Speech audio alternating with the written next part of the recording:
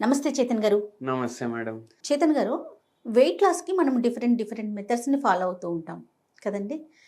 Gyms చేస్తాం, యోగాకి వెళ్తాం, ఎక్సర్సైజ్ చేస్తాం, ఫుడ్ తగ్గించేస్తాం. కానీ నిజంగా వెయిట్ లాస్ అవ్వాలంటే ఏది ప్రాపర్‌గా చేయాలి? దేన్ని కన్సిడర్ చేయాలి? ఇప్పుడు వెయిట్ లాస్ అని మీరు అన్నారు గదా!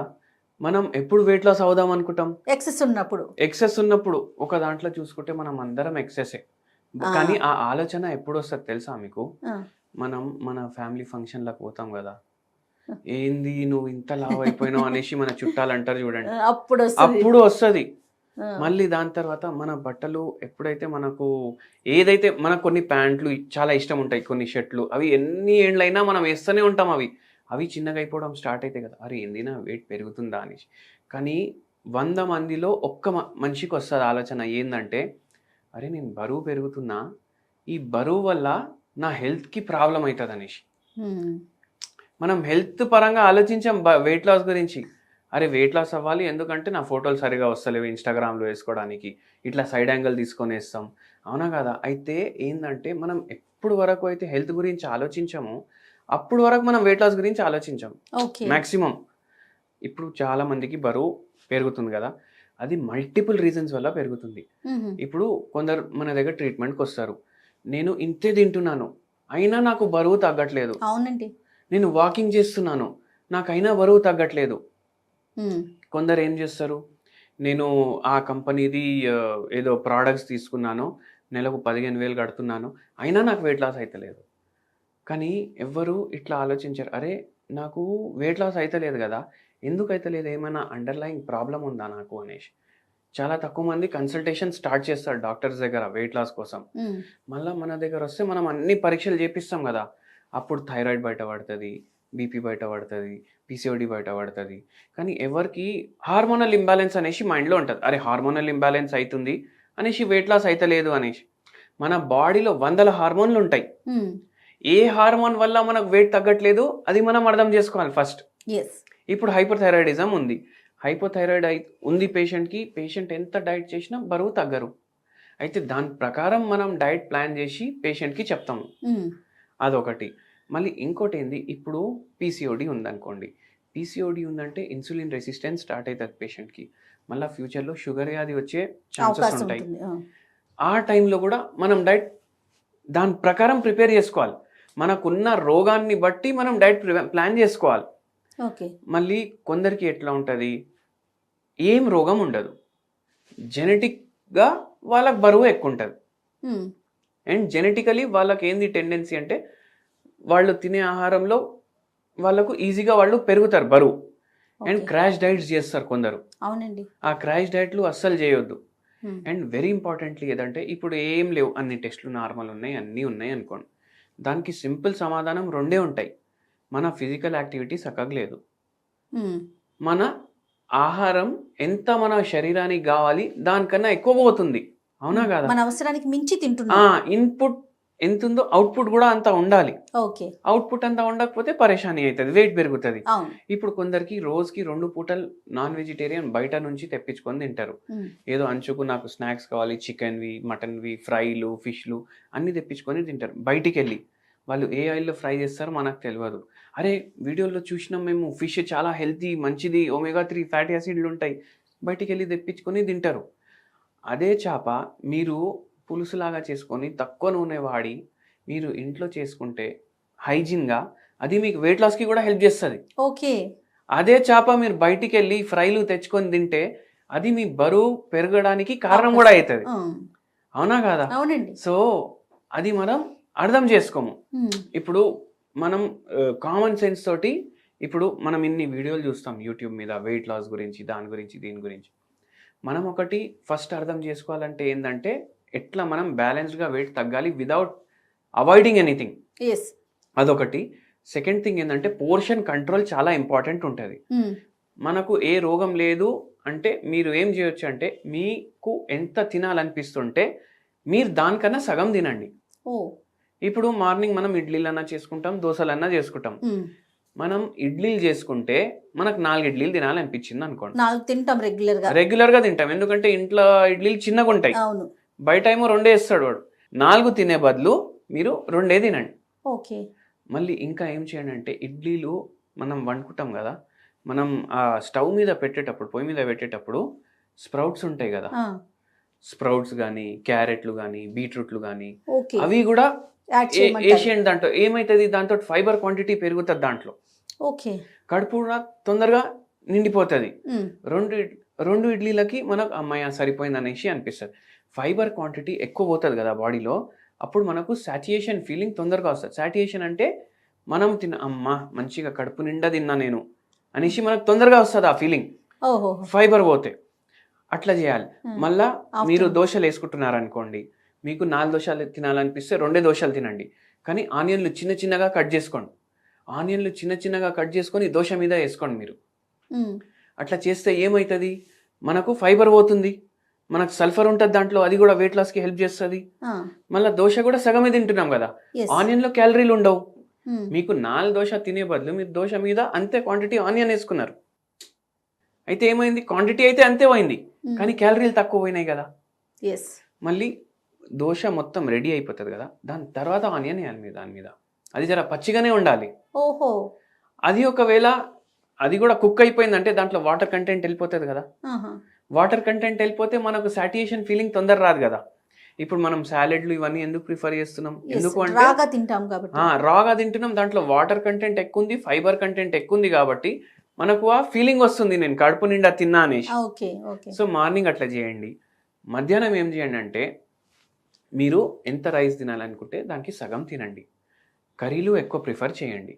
మళ్ళీ ఏం చేయాలి, ఇప్పుడు మనం కర్రీలు అనగానే ఏదో కర్రీ మీకు ఇష్టం ఉంటుంది కదా, వెజ్జో నాన్ వెజ్జో మీరే ఆలోచించండి. ఆ కర్రీ మీకు 100% ఏదో ఫ్రై కర్రీ వస్తుంది ఫస్ట్ మైండ్కి, దొండకాయ ఫ్రై, బెండకాయ ఫ్రై, అవే వస్తాయి. ఎందుకు, ఆ టేస్ట్ మనకు నచ్చది అని మనం అనుకుంటాం. కానీ బెండకాయ మనం బాయిల్ చేసి దాంట్లో ఉప్పు కారం వేసి తింటే అదే టేస్ట్ ఉంటుంది. కానీ మనకు ఫ్రై టేస్ట్ ఎక్కువ ఎందుకు నచ్చదు తెలుసా మీకు, ఆయిల్ యాడ్ అవుతుంది. ఆయిల్ యాడ్ అవుతుంది. ఇప్పుడు ఓన్లీ ఆయిల్ తాగమంటే ఎవరు తాగుతాడు, ఎవరు తాగడు. ఎందుకంటే ఆయిల్ కి టేస్ట్ ఉండదు, దాని వాసన కూడా చక్కగా ఉండదు. కానీ ఆయిల్ ఏం చేస్తుంది అంటే, ఏ టేస్ట్ అయితే మీ బెండకాయది ఉంది కదా, ఆ టేస్ట్ ఆయిల్ తీసుకుంటుంది. ఆ టేస్ట్ ఆయిల్ తీసుకొని మీ నాలుక పైన ఎక్కువసేపు ఉంటుంది. మీ నాలుక పైన ఎక్కువసేపు ఉండేసరికి మనకు ఫ్యాట్ ఫుడ్ డిజైర్ క్రేవింగ్ ఎక్కువ ఉంటుంది. ఓకే. ఇప్పుడు మనం ఫుల్ పని చేస్తున్నాం. ఇప్పుడు మీరు అన్నారు నిన్న ఫుల్ డే చాలా బిజీ ఉండే మాకు అనేసి. అవునండి. అయితే అటువంటి టైంలో మీరు డైలీ ఎంత తింటారు, దానికన్నా జర ఎక్కువ తిన్నా మీకు ఆకలి తొందరగా అవుతుంది.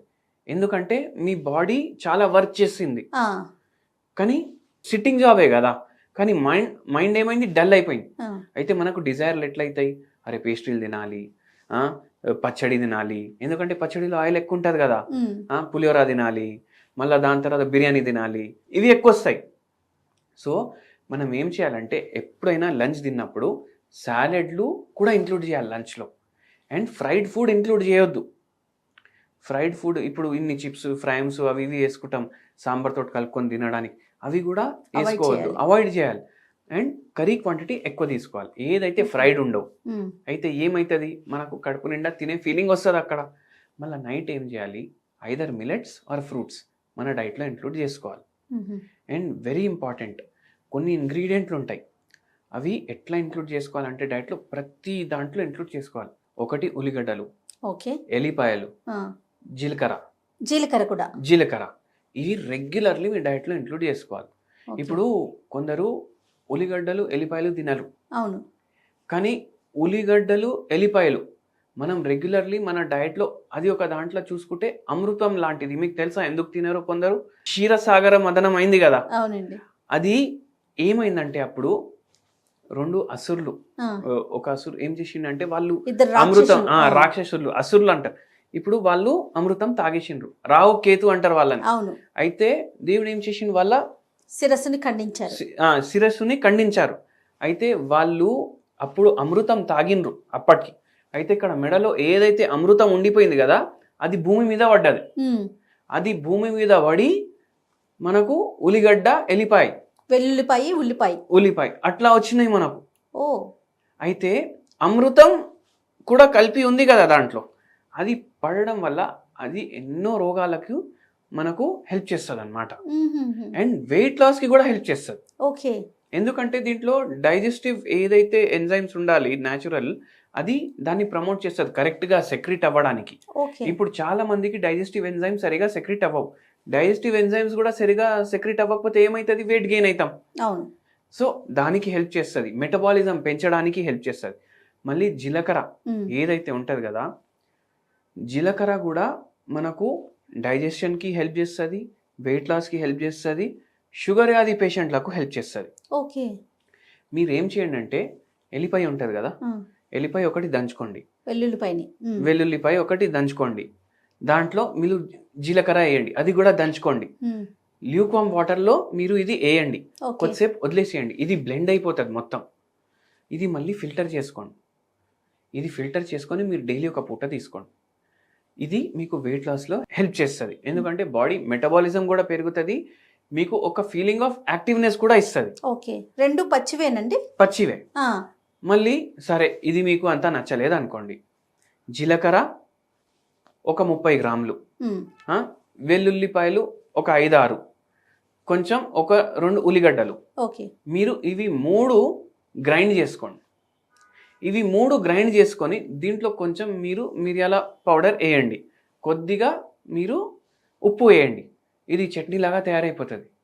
ఇది మీరు డైలీ ఒక టైం, నేను మిల్లెట్ తిన్నామని చెప్పినా కదా, మీరు జొన్న రొట్టె కానీ, మీకు రాగులతోటి దోశలు ఇష్టం ఉంటే అవి లిమిటెడ్ క్వాంటిటీ, దాంతో ఇది తిని చూడండి మీరు. నేను వారానికి ఒకసారి తీసుకుంటా, చాలా టేస్టీ ఉంటుంది. అయితే ఇది కూడా మనకు హెల్ప్ చేస్తుంది, ఎందుకంటే యాంటీ ఆక్సిడెంట్స్ ఉంటాయి, ఈ 3 ఇంగ్రీడియంట్స్లో యాంటీ ఆక్సిడెంట్స్ ఉంటాయి, అండ్ స్పెషల్లీ ఆనియన్లో సల్ఫర్ ఉంటుంది. అండ్ ఈ ఇంగ్రీడియంట్స్ మనకు వెయిట్ లాస్లో చాలా ఉపయోగపడతాయి. సూపర్. అందుకే మనం ఎక్కువగా జీరాని, ఇప్పుడు ఉల్లిపాయ అనుకోండి కూరల్లో వాడతాం, వెల్లుల్లిని కూడా కూరల్లో వాడతాము, జీరా మాత్రం రైస్ లో కూడా వేసుకుంటాం, జీరా రైస్ తింటాం, జీరా వాటర్ తాగుతాం, డైజెషన్ సరిగ్గా అవ్వలేదు, ఏదో ఇబ్బందిగా ఉంది, రేపులు వస్తున్నాయి, ఇలాంటప్పుడు కూడా జీరా వాడతాం, జీరా వాటర్ తీసుకుంటాం. ఇంకోటి మీరు ఇది మంచి పాయింట్ చెప్పిండ్రు మేడం, ఎందుకంటే ఇప్పుడు మీరు జీరా వాటర్ అన్నారు కదా, అందరేమో జీరా వాటర్ తీసుకోవాలనుకుంటారు, కానీ చాలా మంది ఏం తప్పు చేస్తారు తెలుసా మీకు, ఇప్పుడు డైజెషన్ సరిగా లేదు అనుకోండి, థమ్స్అప్ లో జీరా కలుపుకొని తాగేటోళ్ళు ఉన్నారు. ఎందుకంటే రోడ్ల మీద జీరా సోడా అమ్ముతారు కదా వాళ్ళు, అయితే కార్బోనేటెడ్ వాటర్ అది. ఇప్పుడు మీరు ఒకటి గమనించండి, ఎప్పుడైతే మనకు యాసిడిటీ ప్రాబ్లం కానీ, కొంచెం ఇండైజెషన్ అయింది, గ్యాస్ట్రిక్, ఏం చేస్తాం, థమ్స్అప్ అన్న తాగుతాం, ఈ రోడ్ల మీద జీరా సోడా తాగుతాం, గ్యాస్ వాటర్ తాగుతాం.